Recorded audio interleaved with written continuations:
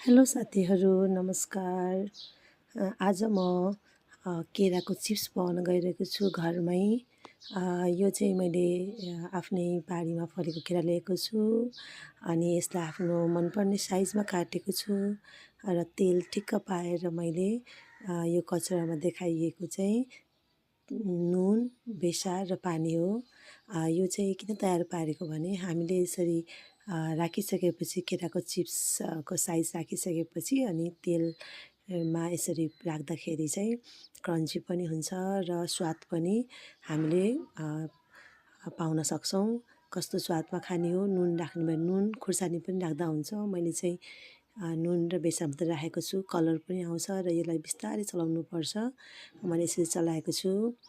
मलाई एकदमै खानु मन लागेर केराको चिप्स मैले घरमै बनाउँछु। मलाई खानु मन लागेको बेलामा मैले बजारबाट खाँदिनँ। यो एकदम सजिलो छ, बनाउन पनि गाह्रो छैन।